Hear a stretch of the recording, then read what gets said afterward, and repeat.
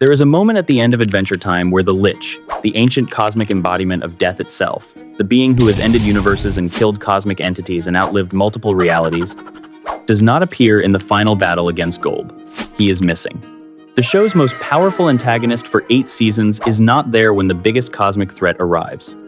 Fans have argued about this for years. Some say the Lich would have joined forces with Golb. Some say he would have tried to overthrow him. Some say he was just written out.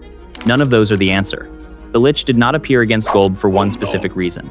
He could not have won. And every fiber of his being knew it. Over the next 10 minutes, you are going to see exactly why. The Lich, one of the most powerful beings in cartoon history, was structurally incapable of defeating Golb. And the reason lives inside the Lich's own origin story. Let me lay out the Lich's power resume first, because you have to understand what he can do before you understand what he cannot. The Lich's essence arrived on Earth as the Green Catalyst Comet during the Cretaceous period. The comet's impact caused the mass extinction of the dinosaurs and most life on the planet. The conscious Lich, we know, did not fully manifest until millions of years later, when a mushroom bomb detonated over mutagenic waste at the end of the Mushroom War. But his essence was already here, sitting in the ground, waiting. He has been on Earth longer than mammals have existed. The Lich has killed Prismo. In Wake Up, the Lich murders Prismo, the Wishmaster of the Time Room, the being who grants wishes and observes the multiverse. Prismo is a cosmic entity. The Karmic Worm describes cosmic entities as comparable to ideas, meaning they are extremely difficult to kill. The Lich killed one anyway. The Lich has released every villain in the Crystal Citadel. He has possessed Princess Bubblegum. He has corrupted Billy, the greatest hero Ooh has ever known. He has warped reality in Farmworld. He has enslaved humans across timelines. He has come back from destruction 7 separate ways because he cannot be permanently killed. The show's own writers have said the Lich is almost impossible to kill because he can find a new host almost instantly. This is a being who exists before existence. In Gold Stars, the Lich implies he is older than the current universe. He is a survivor of a time before there was nothing. By every metric that matters in Adventure Time's power system, the Lich should be able to fight Golb. He cannot, and he knew it. Here is the first thing you have to understand about Golb. He is called the Original Being. That title is not casual. Golb existed before the ancient primordials. He existed before nothingness. He is the first thing that ever was, in a cosmology where first means preceding both existence and non-existence. Golb is not a powerful entity. He is a fundamental force. Adventure Time's cosmology names Golb as chaos itself, in the same way that gravity is a force or fire is an element. You cannot kill fire. You can put out a specific flame. You cannot kill the property that makes combustion possible. Golb is the property. The Lich is a flame. Simon Petrikov, who spent years communing with entities across the multiverse, said Golb's presence is felt in every crevice where chaos lurks. That is not describing a being. That is describing a physical constant. Golb is not a creature that visits places. He is what makes chaos possible everywhere at once. Golb is immortal because he is one of the fundamental forces holding the cosmos together.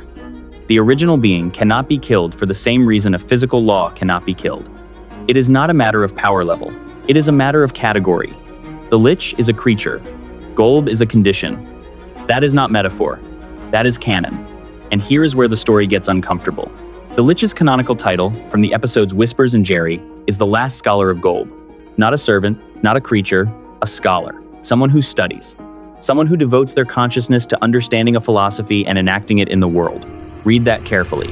The Lich is not opposed to Golb. He is a devoted student of Golb. His entire worldview, his mission of universal extinction, his cold rejection of life, is a scaled-down interpretation of what Golb represents at a cosmic level. Chaos. The end of order. The impossibility of stable being. The Lich looked at the concept of Golb and thought, I will bring that philosophy to Earth. I will complete what chaos wants. I will end all things. Except chaos does not want anything. That is the whole point of chaos, and the Lich did not know it. He spent millions of years enacting a philosophy that its source has no memory of assigning. He became the greatest disciple of a religion that has no god who accepts prayer. Golb never called him a scholar. The Lich named himself. Golb never gave him a mission. The Lich inferred one from watching how Golb existed. Every ounce of the Lich's coherent evil is his own interpretation of what he thought Golb wanted, and Golb never wanted anything. Now here is the part that should genuinely hurt for fans who spent 8 seasons watching the Lich as the ultimate villain. The Lich cannot defeat Golb for the same reason a devoted student cannot defeat the philosophy they inherited. There is no version of the equation where the disciple overthrows the source of their entire worldview. Every attack the Lich could launch would be based on his interpretation of what chaos looks like. And chaos does not follow the interpretation. It just is. That is not speculation. Adventure Time confirmed this on screen. In Jerry, an episode of Fiona and Cake, we get the first devastating truth. The Lich is shown in an extinct dimension. He has achieved his goal. Every living thing in that reality is dead, ended, gone. His mission is complete, and he is depressed.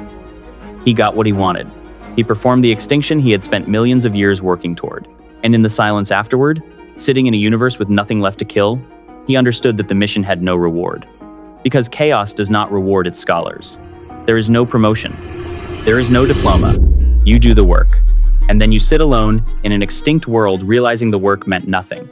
That is what the Lich learned in Jerry. The extinction is not the point. Because Golb, the philosophy he devoted his existence to, does not have a point. Which brings us to Cheers.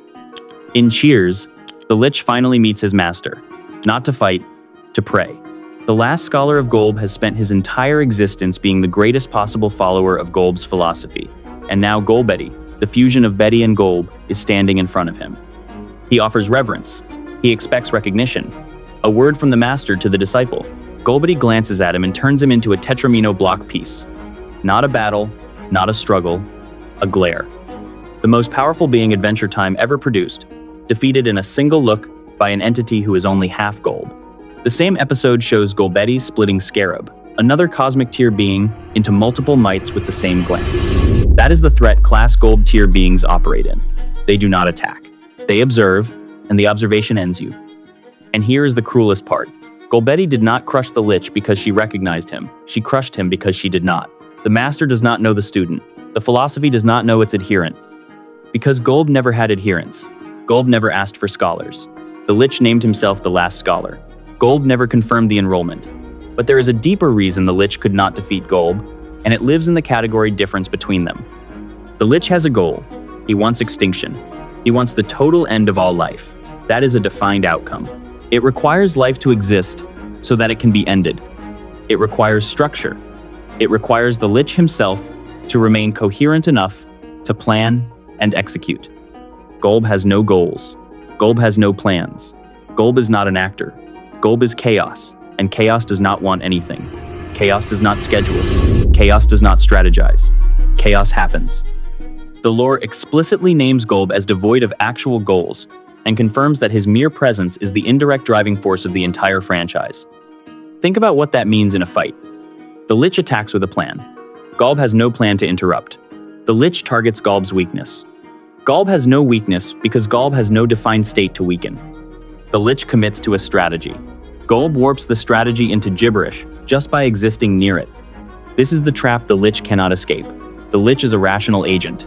He calculates, he recruits allies, corrupts hosts, times his attacks.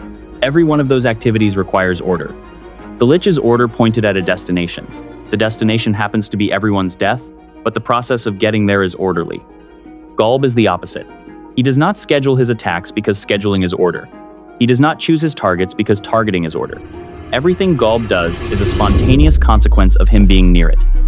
You cannot defeat a fundamental force with a targeted attack. You can only redirect it. And the Lich is not the entity that redirects Golb. He is the entity that studied Golb and inherited nothing.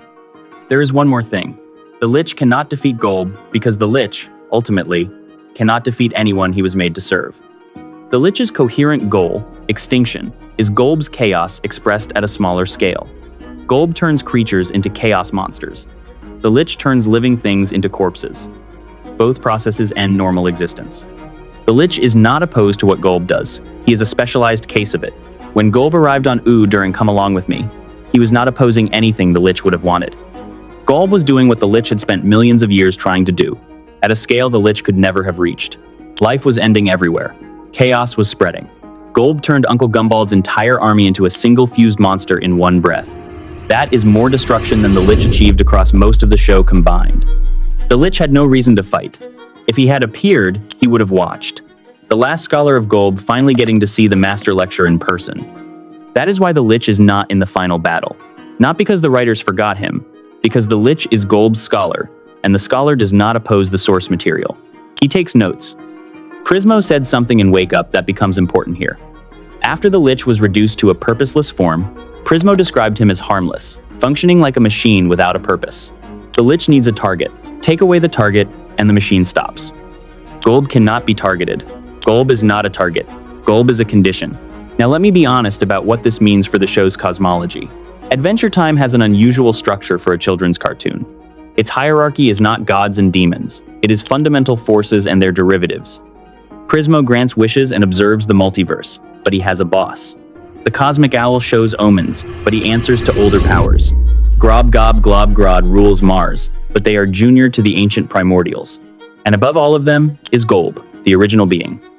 Even Prismo, who exists outside of time in his own dimension, has a corporeal body that sleeps in a separate reality. When that body is killed, Prismo dies. Golb has no equivalent vulnerability. He does not sleep in a separate reality because he is not a body. He is a condition of the multiverse. The Lich looks powerful in this hierarchy because we see him beat characters we care about. But he is playing in the middle of the ladder. He is above Ice King, above most princesses, above ordinary demons. He is not above Prismo when Prismo is awake, and he is nowhere near Golb. The show hid this from us for years. The Lich was framed as the ultimate villain, and he was ultimate for the level of the ladder we were watching. But Adventure Time has ceilings, and the Lich has never touched them. When Golb arrived, we did not just meet a bigger villain. We met the level of the ladder the Lich was never allowed to reach. If you want to understand Adventure Time's ending, genuinely understand it. Forget the fight. Forget the finale battle. Ask yourself one question instead. Who in that universe is the philosophy? And who in that universe is the student who never got a reply? The Lich is the student. Golb is the philosophy. And no student has ever defeated the doctrine that shaped their entire understanding of the world. The Lich did not lose to Golb. The Lich never fought Golb. Because deep in his ancient, disciplined, hate-filled consciousness, the last scholar of Golb understood something we needed 8 seasons and a spin-off to figure out. You do not challenge the philosophy you devoted your existence to understanding. You just keep taking notes, and the notes never get graded. That is your answer.